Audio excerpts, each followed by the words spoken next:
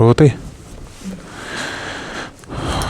अऊज़ु बिल्लाहि मिनश शैतानिर रजीम बिस्मिल्लाहिर रहमानिर रहीम अल्हम्दुलिल्लाहि रब्बिल आलमीन अस्सलातु वस्सलामु अला रसूलिहिल अमीन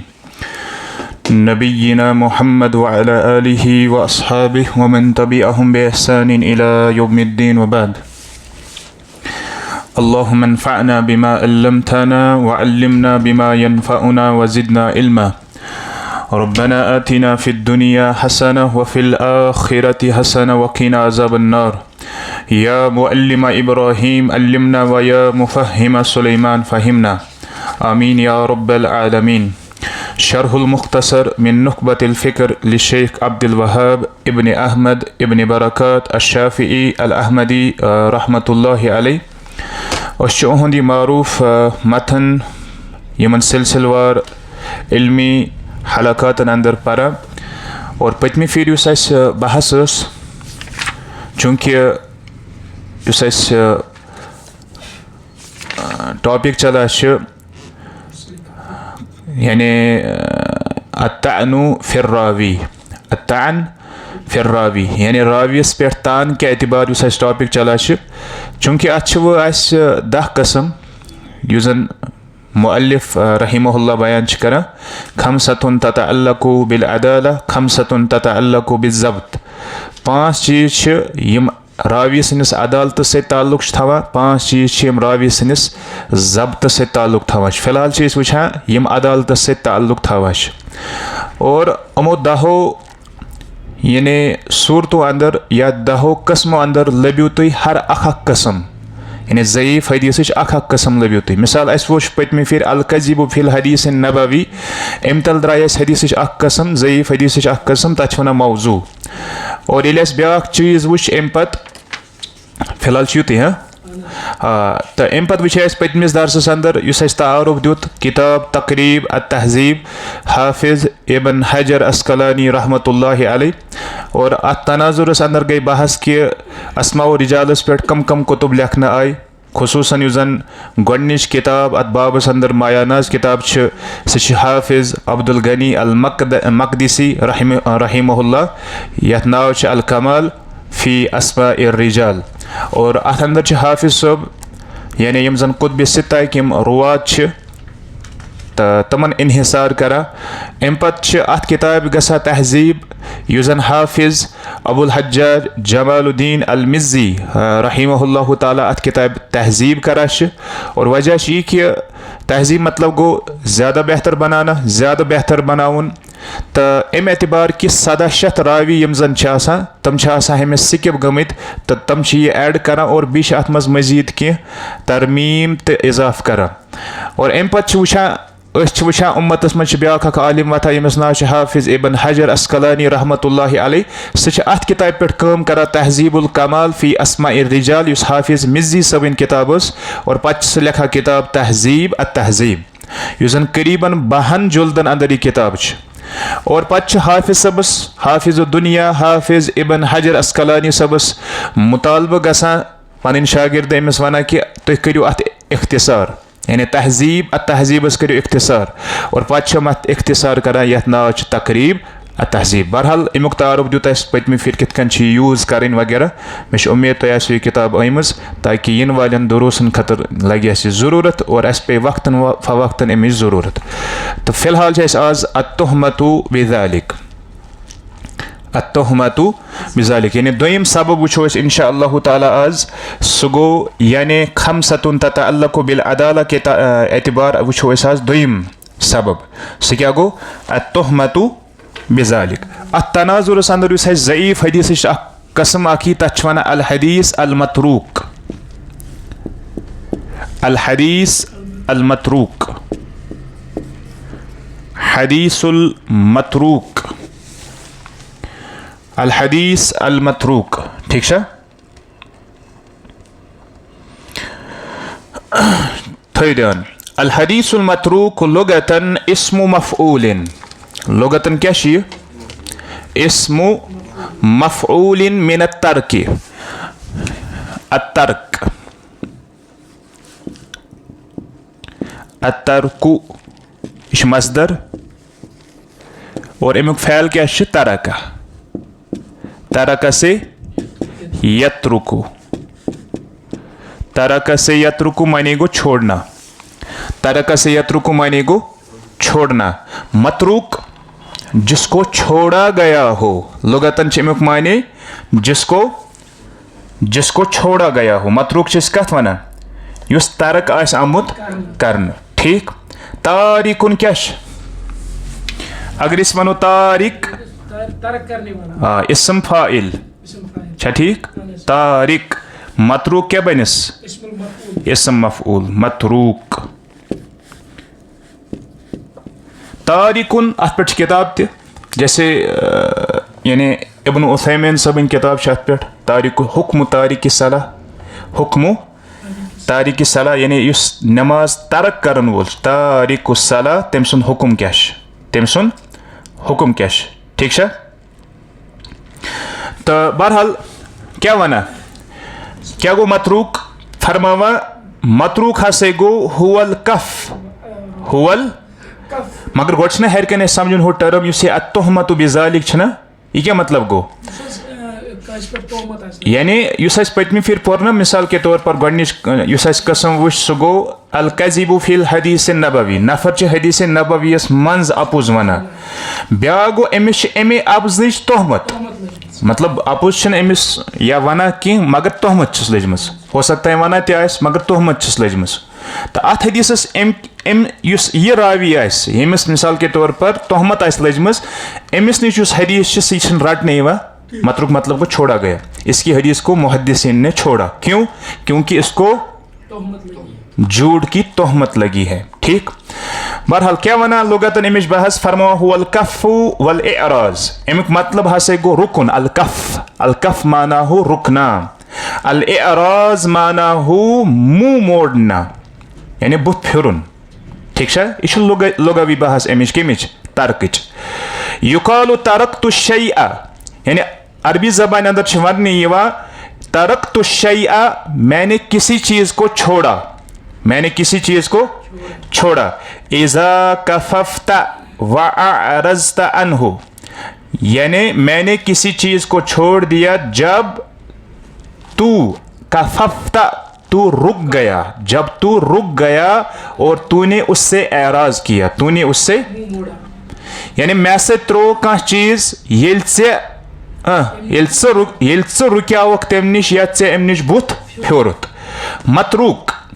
अश्शैउल्लज़ी युअरज़ु अन, लुगतन वना मतरूक कत फरमावा मतरूक हसे गो सह चीज यम निश बिल्कुल एराज ई करना, यम निश बिल्कुल बुत ई फेरन। यह गो बहरहाल यथ जाए लुगावी बहस, वो गो लुगावी बहस इस्तिलाही बहस सत कुन एतबार मुताबिकत, तम पे वुचान इस्तिलाहन युस तुम याद थवन फरमावा हुवल हदीसुल्लज़ी फी इस्नादिही राविन, यह सह हदीस यम कि संदस अंदर अख तुथ रावी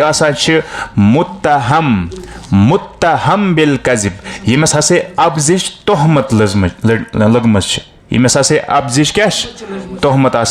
लजमस, तमिस वन तथ हदीस वन हदीसुल मतरूक, हदीसुल मतरूक। तम पे वन यथ जाए असबाबु इत्तिहाम रावी बिल कज़िब यानी वो वो असबाब यानी कम तम सबब यम वजह सत अकिस रावियस पे तोहमत लगान अबजिच, ठीक। तथ मज गोडनुक सबब कर बयान फरमा अल्ला युरवा ज़ालिकल हदीसु इल्ला मिन जिहतिही यानी अख वजह यह बयान कर कि यह हदीस यह बयान शख्स कर, यह हदीस सिर्फ यह बयान कर, अमिस वर कह बयान कर, कथ तरह समझ। अल्ला युरवा ज़ालिकल हदीस इल्ला मिन जिहतिही, यह हदीस अमिस वर भी कह बयान कर वोल। अच्छा अम क्या फ़र्क पे वो क्या वन ब्रोह क्या फ़र्क पे अम फ़र्क यह पेवान कि अगर यह अख नफर कथ यह बयान कर बी कहीं ती कथ बयान कर रुवातो अंदर यह अख कथ कर बयान अम क्या फ़र्क पे कि न अम वो अपुज फ़र्क पे कर फरमा वयकूनु मुखालिफन लिल क़वाइदिल आम्मा, ये हसा अम सज यह कथ युस यह बयान कर या शरीयत किन तमन मालूम कवाइदन खिलाफ यम जन शरीयतन वज़ा करमत शरीयतन वारियाह कवाइद वज़ह करमित यम फुक़हाओ छना मतलब बयान करमित। मिसाल के तौर पर अल उमूरु बिमक़ासिदिहा, अल यकीनु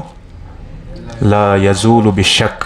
अल मशक्क़तु तजलिबु तयसीर, अल आदा मुहक्कमा, अज़्ज़रुरु युज़ाल वगैरह। दवा या से अमन कत शरीयत किन अमन या वनो फुक़हाओ यम कवाइद बयान कर अमन कवाइदन खिलाफ या तमन खिलाफ वर्जी कर।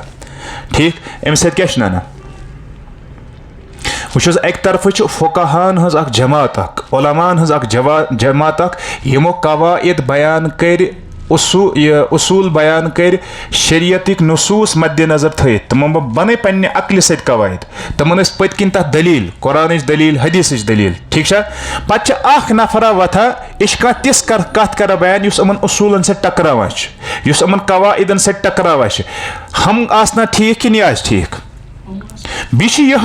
अकुई नफरी कत वन बीच कहीं कत वन लिहाजा अत सोद नाना कि नफर अपुज वन। ठीक अम पच दोयम चीज फरमावा अन युरफ बिल कज़िबि फी कलामिहिल आदी, यानी ब्याख सबब हसा कि युस रावी पन युस आदी जबान आसान उमूमी जबान यह तथ मज अपुज वन वोल,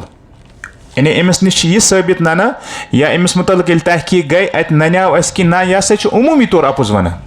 यह सिर्फ ये मज हदीस मज अपुज वोनमुत यह उमूमी तौर अपुज वन। लाकिन लम यज़हर मिन्हु अल कज़िब फिल हदीस नबवी, हाँ हदीस नबवी ये बयान कर तथ अमिस अपुज गसान साबित सिर्फ चुस तोहमत लगा अपुज चुस साबित गसान तेल क्या रटोन अम सुन हदीस। अगर हदीस नबवी बयान करनस मज यह अपुज वन कहें मगर होत आम हालातन मज अपुज वन क्या रटो नो तेल अम सुन हदीस यह हदीस मज अपुज वन मुहद्दिसीनो कोर अत एहतियात दोपुक ये उमूमी तौर अपुज वन अमिस नश क्या एतबार थो यानी यह मोतमद शख्स क्या होत अपुज यो लिहाजा अमिस अपुज तोहमत लजम लिहाजा रटो न अमिस नश सही कत रटो न कोता मतलब वनो कि यानी मजबूत शरत वालेकुम सलाम मुहद्दिसीन गण इथे कन कह हदीस अस तान वोतमुत कि और यम यत जाय सबब यम जन यत जाय बूझ कि कर यानी सबब जाना या वजूहत वनो कि यम एतबार हेको वनित कि कांस रावियस पे हसा लज तोहमत। ठीक वुच अमिच मिसाल यानी अम हदीस मतरूक वो तुम मिसाल तो यत जाय सुनन दारा कुतनी दारा यह गन दारा कुतनी इमाम दारा कुतनी कर रहिमहुल्लाह ताला पन्ने मारूफ किताब अंदर युस तहज किताब सुनन तथ मज हदीस नकल फरमावा हद्दसना अब्दुल्लाह इब्नु अहमद इब्नु साबित निल बज़्ज़ार फरमावा अस हसा कोर हदीस बयान अब्दुल्लाह बिन अहमद बिन साबित अल बज़्ज़ार यह मारूफ आलिम दीन मारूफ यानी मुहद्दिसीनो अंदर यमिस वन इमाम बज़्ज़ार यमिस वन मुस्नदुल बज़्ज़ार किताब मुस्नदुल बज़्ज़ार युस अम सद नाव सत मारूफ बहरहाल बोड़ आलिम यह कम सुन शेख यह कम सुन शेख इमाम दारा कुतनी सुन शेख करा अस कोर अम हदीस बयान क्या वन क़ाल हद्दसना अल क़ासिम इब्नुल हसन अज़्ज़ुबैदी तमिस कुछ शेख क़ासिम बिन हसन अज़्ज़ुबैदी तम हसा कोर हदीस बयान क़ाल हद्दसना उसैद इब्नु ज़ैदिन सह दपा अस हसा कोर हदीस बयान उसैद बिन ज़ैदिन क़ाल हद्दसना अम्र इब्नु शिमरिन सह वन अस हसा कोर हदीस बयान कम अमर बिन शिमरन अमिस यह अंडरलाइन थवन कर यह सह रावी यमिस पे तोहमत लजम अम पत क्या कर बयान फरमावा अन जाबिरिन अन अबी तुफैलिन अन अलीन व अम्मारिन कस सहाबी कचन साहबिन निश नकल कर फरमावा जाबिर रज़ियल्लाहु ताला अन्हुस निश अबू तुफैलिस निश इथे कन अली त अम्मार रज़ियल्लाहु अन्हुमन निश हसा नकल कर अन्न नबी सल्लल्लाहु अलैहि वसल्लम कि बेशक नबी अलैहिस्सलातु वस्सलाम यम जन काना यजहरु फिल मक्तूबाति बिस्मिल्लाहिर रहमानिर रहीम नबी अलैहिस्सलातु वस्सलाम ये फर्ज नमाज परनावा मक्तूबात ये तम फर्ज नमाज परनावा तम हसा बिस्मिल्लाह जहरन परान किराअतस अंदर यानी येल तम सूरह फातिहा स ना परा गोड़ बिस्मिल्लाह जहरन परा वखान यकनुतु फिल फज्र और फज्रस अंदर हसे तम कुनूत करा फज्रस मज कुनूत करा वखान युकब्बिरु यौम अरफा सलातल गदाती और अरफुक युजन दोह फज्र पे हसे तम तकबीरात स्टार्ट करा वयक़तउहा सलातल असरी आखिर अय्याम तशरीक और ये तकबीरातुन हुन सिलसिल तम खत्म करा ये हसे अय्याम तशरीक आखिरी दोह आसा तम किस असर किस वक्तस पे हसे खत्म करा। बहरहाल ये हदीस अस ब्रोखन इमाम दारक़ुतनी आना रहमतुल्लाहि अलैह अत मज रावी अमर बिन शिमर अमिस मुतल्लिक़ करा बयान वक़द क़ाल अन्नसाई रहिमहुल्लाह इमाम नसाई अमिस मुतल्लिक़ करा बयान फरमावा वद्दारक़ुतनी युस दारक़ुतनी अन अमर बिन शिमर युस अमर बिन शिमरस निश रिवायत नकल करा मतरूकुल हदीस ये रावी हसा क्या ये रावी क्या ये रावी हसा मतरूकुल हदीस अमिश मुहद्दिसीन वना यह हसा मतरूकुल हदीस क्या वन मतरूकुल यह टर्म तो याद थवन ये मुहद्दिस वन कांस रावियस मुतल्लिक़ यह मतरूकुल हदीस या अम सुन हदीस मतरूक मतलब गो अमिश अफजिश तोहमत लजमस ठीक है। इन द शेख अलबानी नज़दीक कह टर्म थोड़ा अलग यम बाकी मुहद्दिसीन ना शेख अलबानी पन्ने कह टर्म करा मतलब अगर इस वनो मतरूक तमन नज़दीक तम वन ज़ईफ़ुन जिद्दन शेख अलबानी सं पन यह इस्तिलाह जाए तम अगर इथिस राविस पे यह कलाम करा तम अमिस वन यानी अम सुन मतरूकुल हदीस तम अमिस वन ज़ईफ़ुन जिद्दन थो टर्म याद फर्क बाकी मुहद्दिसीन वन मतरूकुल हदीस शेख अलबानी सं पन टर्म अत बारस अंदर तम वन ज़ईफ़ुन जिद्दन इथिस राविस वो शेख अलबानी अमिस मुतल्लिक़ मुफस्सल कलाम करा कि यह यह रावी ज़ईफ़ योत नहीं कि जिद्दन बहुत ज़्यादा ज़ईफ़ ठीक है पको ब्रोकुन अच्छा गो यह फिलहाल ये जाए मतरूक हदीस मिसाल गो क्लियर गो दोयम सबब सपद्याव या दोयम युस अदालत दोयम सबब थवान ताल्लुक सह गो अत्तुहमतु बिज़ालिक और युस अत हदीस मज आना काना यकनुत काना यकनुत क्या गो यानी कुनूत करुन और इस कान ना यह याद कान अगर अरबी ग्रामर के एतबार वो कान ये फ़ैल मुज़ारियस पे दाखिल गसान फ़ैल मुज़ारिया कुछ जहरा यजहरू यजहर अत जाए फ़ैल मुज़ारिया ये फ़ैल मुज़ारियस पे कान दाखिल गसान अत वन पास्ट कंटिन्यूस अंग्रेज़ी ज़बान अंदर यानी माजी इस्तिमरारी अत वन अरबी ग्रामरस अंदर माजी इस्तिमरारी इस्तिमरारी कान गस कत पे दाखिल मुज़ारियास पे क्या माना नेरत यानी तम लगातार फर्ज नमाजन अंदर क्या करा बिस्मिल्लाह जहरन परा अत पे अमल गसा मगर क्या अमल गसा क्या हदीस क्या मतरूक हदीस क्या मतरूक अगर कह करायन अत मिलान कह अत पे अमल कुन सात करा मगर उमूमी तौर अत पे अमल मतलब ये किरात करा तथ में बड़ी व बिस्मिल्लाह पर्न ठीक है। अच्छा यकनुत यु जन कनात यकनुतु अख मारूफ किताब यह पज तुम मतलब मे बासा आन तह बेहतरीन किताब अत नाव अन्निहायतु फी गरीबिल हदीस अन्निहाया फी गरीबिल हदीस यह कम सज किताब अन्निहायतु फी गरीबिल हदीस इश इमाम इब्न असीर सन्स इमाम इब्न असीर सन्स तो पाई अम किताब हज अहमियत क्या अक्सर वुचू तुम यम जन उलमाए किराम ये तम अहादीसन शरह करान खुसूसन अल्फाजन शरह करान तम अम किताब हुंद सहार निवा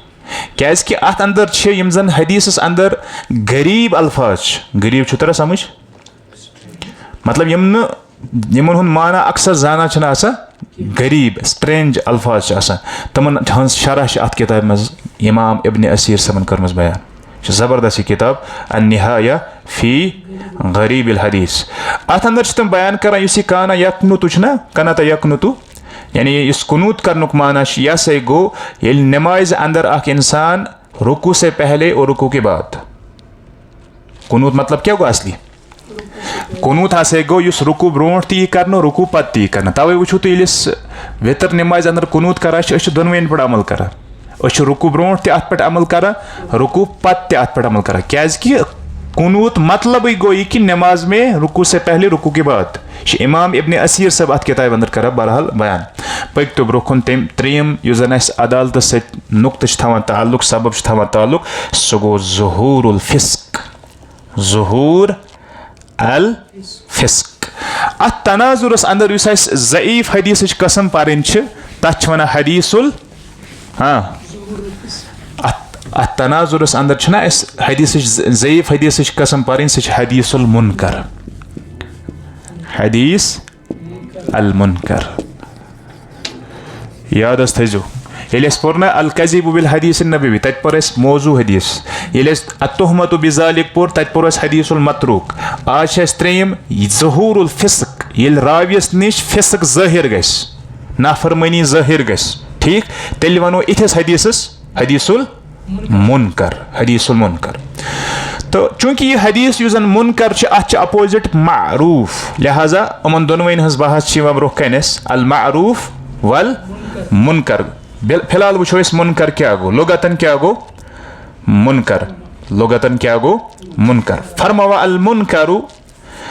हुवा इस्मु मफ़ऊलिन मिनल इनकार। अत क्या मसदर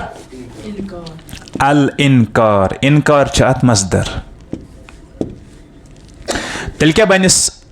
फैल क्या माजी तेल यह बाबुक यह बाबुक यह सुलासी मुजर्रद की यह मजीद फी अत माजिस मज अनकरा कम बाबुक तेल बाब इफ़आल अनकरा युनकिरु अनकरा से युनकिरु पत बनस इनकार मसदर। इनकार क्या बनस इसम फाइल क्या बनत इसम फाइल बनस मुनकिर ना मुनकिर बनस इसम फाइल और इसम मफूल क्या बनस मुनकर मुनकरुन। अनकरा युनकिरु इनकार मतलब क्या गो यह जिद किमुक इकरारुक कमुक चीज जिद इकरार मतलब क्या गो मानना इनकार क्या गो इनकार करना। मुनकिर किमिस वना नकीर करन वोल इनकार करन वोल जुटलावन वोल। मुनकर जिसको जुटलाया गया हो जिसका इनकार किया गया हो मतलब का हदीस का रावी आना अमिस नश हदीस रटने अत हदीस इनकार कर अत हदीस वन हदीसुल मुनकर। सबब ज़ुहूरुल फिस्क सबब अत ज़ुहूर अल फिस्क ये हसा अमिस नश फिस्क गस ज़ाहिर ठीक थो तो याद इस्तिलाही तौर अमुक माना क्या फरमावा हुवल हदीस अल्लज़ी फी इस्नादिही राविन यह गो सह हदीस यम के संदस अंदर कह रावी आसान फहुशा गलतुहु औ कसरत गफलतुहु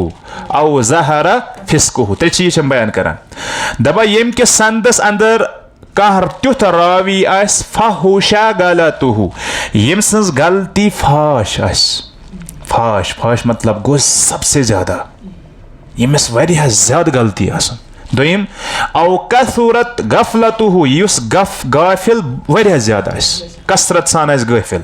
त्रेम औ ज़हरा फिस्कुहु यम सुन फिस्क ज़ाहिर आस। त्रे चीज करियो बयान यम सज गलती फाश आस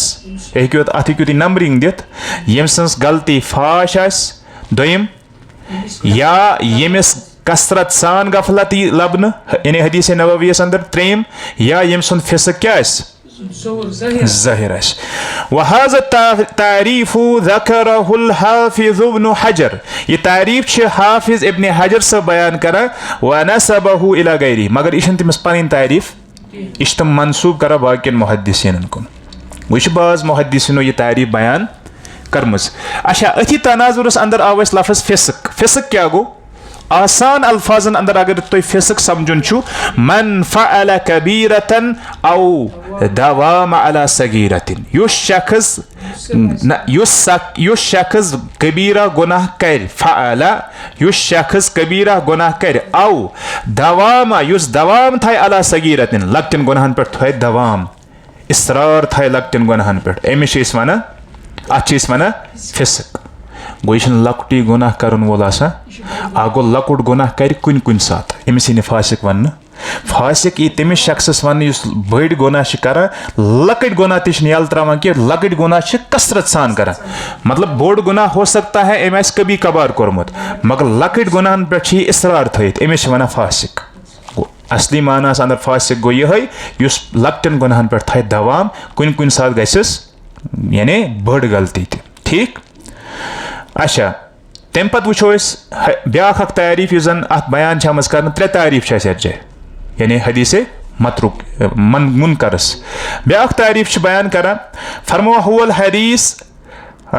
हदीस अल्लज़ी यनफरिदु बिही अर्रजुल वला युअरफु मतनुहु फी मिन गैरि रिवायतिही। फरमा यह से गुस्सा हदीस यथ अंदर रावी बयान करन वोल कुनि जुनि आस, मुनफरिद आस,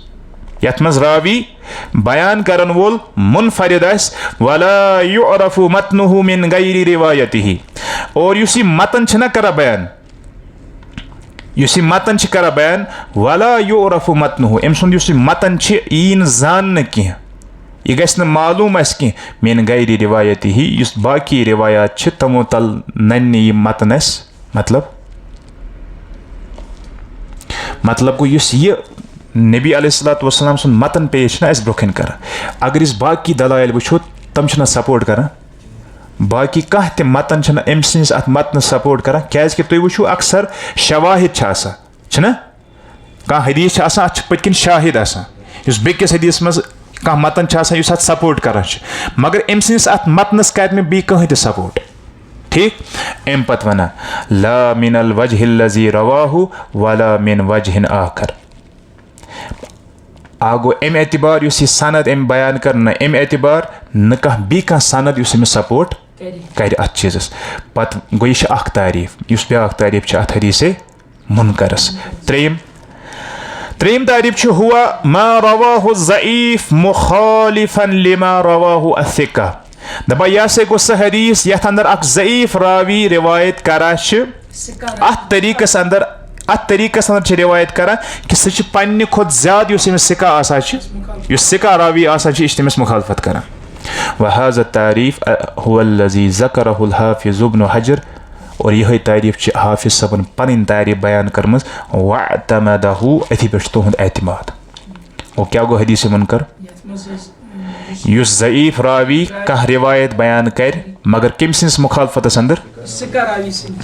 यह हेकु तुम आसान अल्फाजन मज याद थयित। हेको गोडनिच याद थयित, सह असल तारीफ तो आखिरी तारीफ बेहतरीन तारीफ। अम पे चूंकि अमुक अपोजिट मारूफ, लिहाजा मारूफ तज़किर तह जरूरी करुन। ठीक। मारूफ क्या गो? फरमा मारूफ हसे गो लुगतन इस्मु मफ़ऊलिन मिन अरफा। फैल च अरफा, अरफा यारिफ उसे इसम फाइल क्या बनस ना, यह सुलासी मुजर्रद। यह थो याद हमेशा, सुलासी मुजर्रद ये अत बन अक्सर व बेशतर इसम फाइल फ़ाइलुन वजनस पे, मफ़ऊल बन इसम मफ़ऊल बन मफ़ऊल वजनस पे। सुलासी मजीद ये हुर खसना तेल बन अत वजनस पे, तेल बना मीम यह ब्रोकन पे वजन गसान चेंज। यह कत वजनस पे बन तल इसमुल फाइल फ़ाइलुन वजनस पे आरिफुन। इसम मफ़ऊल क्या गोस तेल मारूफुन, मारूफ। ठीक। क्या गो आरिफ? क्या गो अरफा यारिफु मानी को पहचानना, अरफा यारिफु मानी क्या गो पहचानना। आरिफ किमिस वनो तेलिस पहचानने वाला। मारूफ क्या गो जिसको पहचाना गया हो, यानी उस मालूम युस जानून। ठीक। तो इस्तिलाही तौर क्या शिमुक माना फरमा हुआ मा रवाहु सिकातु मुखालिफन लिमा रवाहु ज़ईफ। यह अमिस अपोजिट सुद किमिस मुनकरस, यानी यथ अंदर सिका रावी बयान करान कह कत किम सिंस मुखालफतस अंदर यह एक्सेप्ट कर नद कर क्या बयान करन वोल सिका हम सज कत क्या रद्द कर क्या बयान करन वोल ज़ईफ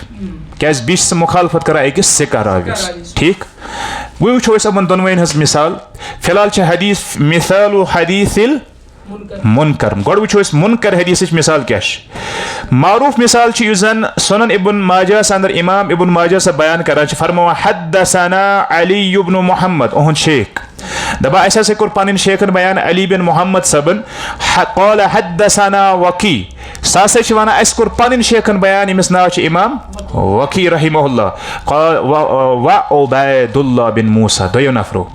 उबैदुल्लाह बिन मूसा हसे कोर बयान अन नज़र इब्न अली अल जहज़मी दबा तम हसा कमिस नफर सस बुनियाद पे रिवायत नकल कर यानी कम सस बुनियाद पे नसर बिन अली अल जहज़मी सस बुनियाद पे अन नज़र बिन शैबान सह कम सस बुनियाद पे कर बयान पे आमुत हा अत क्या वन तहवील यानी वशी सनद आना ब्याक सनद आना स्टार्ट पे आना ब्याक सनद वना इमाम इब्न माजा सब हद्दसना यहया इब्न हकीम अस कोर हदीस बयान यहया बिन हकीम हसे कोर अस हदीस बयान वल क़ासिम इब्न अल फज़ल अल जुद्दानी के भी कोर किम बयान क़ासिम बिन फज़ल अल जुद्दानी सबन किलाहुमा कुस अच्छा क़ाल हद्दसना अबू दाऊद सह वन अस कोर हदीस बयान अबू दाऊद सबन क़ाल हद्दसना नज़र इब्न अली अल जहज़मी वो अत रलिया अमिस निश सनद युस हरकिन रावी उस अन नसर बिन अली अल जहज़मी वल क़ासिम बिन फज़ल अल जुद्दानी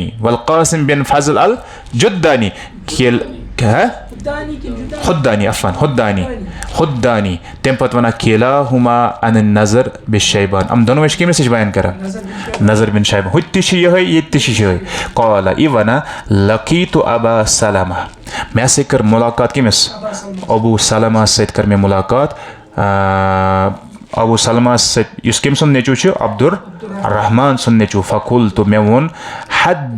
हद्दिसनी बिहदीसिन मे कर तो कह हदीसा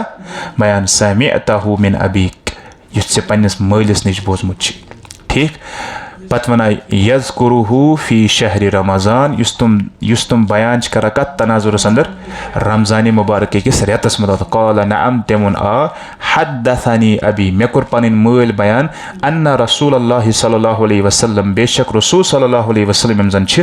ज़कर शहर रमज़ान तमो कोर माह रमज़ानुक तज़किर फ़क़ाल तम पत फरमोक शहरुन यह अख तुथ रेत कतबल्लाहु अलैकुम सियामहु यम रेत रोज अल्लाह ताला तुह पे फर्ज कर वसनन्तु लकुम कियामहु और मैं से कोर तुह खतर रमज़ान किन रचन अंदर अमुक कियाम कर बनो मे सुन्नत फमन सामहु वक़ामहु युस शख्स अत अंदर रोज थाय अमुक कियाम रमज़ान कर फरमावा कि नबी सल्लल्लाहु अलैहि वसल्लम फरमो ईमान किस हालतस अंदर एहतिसाब किस हालतस अंदर खराजा मिन ज़ुनूबिही अम सन गुनाह अमिस निश नेरा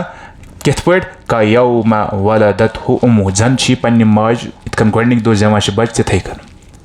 ठीक है तय युथ हदीस हजा बोजमुत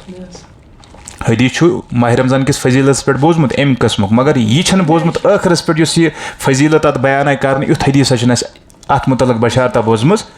बहरहाल यह हदीस मुनकर मिसाल वो अत मज नज़र बिन शैबान कितन सिका राविस मुखालफत कर वो बोन कन मारूफ हदीस मिसाल अम सत समझ तर मारूफ हदीस मिसाल हद्दसना इब्न सलाम यह वन सही बुखारी शेख इमाम बुखारी सुन शेख तमिस क्या नाव इब्न सलाम तमिस नाव इमाम बुखारी वन अस कोर हदीस बयान इब्न सलाम सबन क़ाल अख़बरना मुहम्मद इब्न फ़ुज़ैल सह वन अस दिस खबर कम मुहम्मद इब्न फ़ुज़ैल क़ाल हद्दसना यहया इब्न सईद सह वन अस कोर हदीस बयान कम यहया बिन सईद अन अबी सलमा अति अबी सलमा हुत किना हरकन रावी ना यह हम कोर ना अबू सलमा सत कर मुलाकात